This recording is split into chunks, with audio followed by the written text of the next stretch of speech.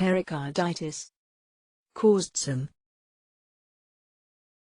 Most common causes of acute pericarditis: infectious, viral, tuberculosis, pyogenic bacteria, non-infectious, post-myocardial infarction, uremia, neoplastic disease, radiation-induced, connective tissue disease, drug-induced.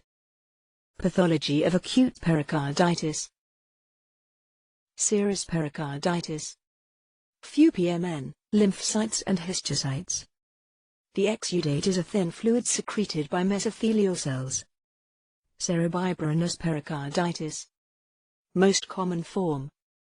Exudate is rich in plasma proteins including fibrinogen. Appearance of bread and butter. Portions of the visceral and parietal pericardium may become thickened and fused. May lead to constrictive pericarditis. Suppurative, or purulent, pericarditis. Hemorrhagic pericarditis. Clinical features: chest pain, fever. Dyspnea, reluctance of the patient to breathe deeply because of the pleuritic pain. Pericardial friction rub, sharp, best heard with patient leaning forward while exhaling, evanescent. ECG in pericarditis: diffuse faint elevation in multiple leads. No mirror image.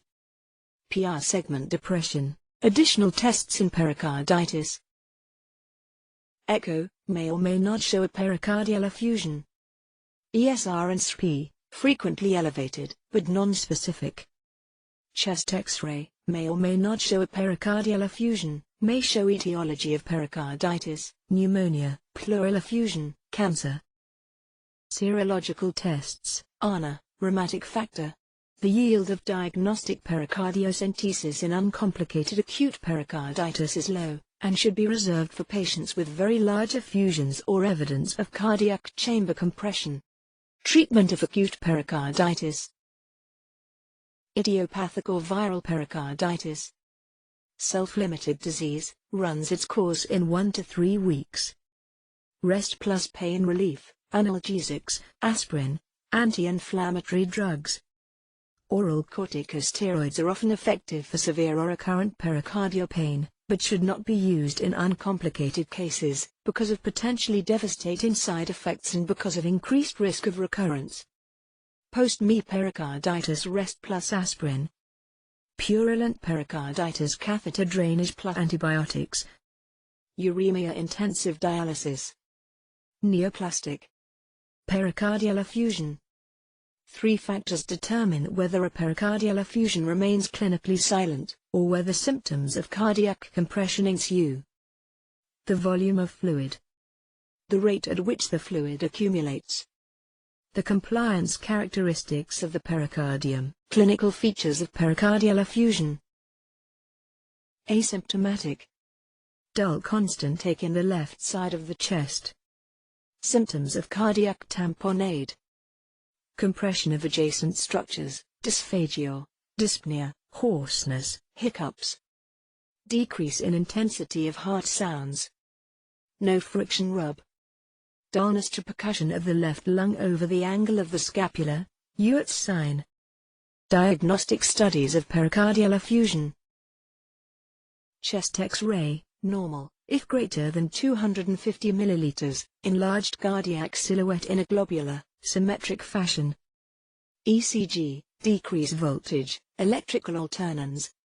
Echo, most important test, gives the diagnosis, can identify pericardial collections as small as 20 milliliters, determine whether ventricular filling is compromised. Treatment of pericardial effusion. Treatment of the cause. An asymptomatic effusion may be left for years without specific intervention. If hemodynamic compression occurs, pericardiocentesis should be performed. Cardiac tamponade: most common etiologies: neoplastic, post-viral, uremic. Acute pericardial hemorrhage. Cardiac tamponade, pathophysiology. Tamponade, clinical features. Jugular venous distension. Hypotension. Quiet heart on examination.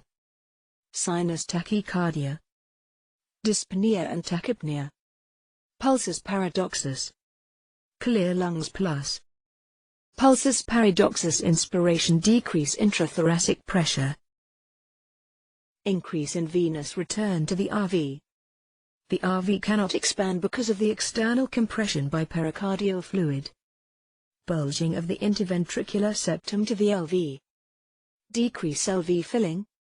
Decrease blood pressure. Diagnostic approach to tamponade. Echo. Cardiac catheterization. Echocardiographic findings in tamponade. Hemodynamic findings in tamponade and constrictive pericarditis. Constrictive pericarditis. Etiology. Any cause of acute pericarditis. Most common, idiopathic pericarditis. In the past, the most common form was tuberculous pericarditis. Pathology. Following acute pericarditis, there is resorption of pericardial fluid. In some patients, rare, the fluid undergoes organization with fusion of the two layers followed by fibrous scar formation. Sometimes, calcification of the layers may ensue, leading to further stiffening of the pericardium. Constrictive pericarditis. Pathophysiology.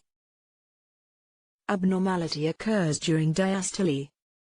Systolic contraction of the ventricle is normal. The scarred pericardium inhibits normal filling of the cardiac chambers.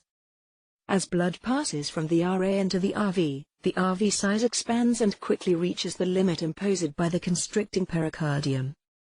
At that point, further filling is suddenly arrested and venous return to the RV ceases. Systemic venous pressure increases and signs of right-sided heart failure. In addition, impaired filling of the LV causes a reduction in stroke volume, cardiac output and blood pressure. Clinical features of constrictive pericarditis. Reduced cardiac output, fatigue, hypotension, tachycardia. Elevated systemic venous pressure, jugular distension, hepatomegaly, ascites, peripheral edema. On auscultation, early diastolic knock may follow S2. It represents the sudden cessation of ventricular diastolic filling imposed by the rigid pericardial sac. No pulsus paradoxus. Kussmaul sign. During inspiration the increased venous return accumulates in the intrathoracic systemic veins because the negative intrathoracic pressure cannot be transmitted to the RV through the rigid pericardial sac.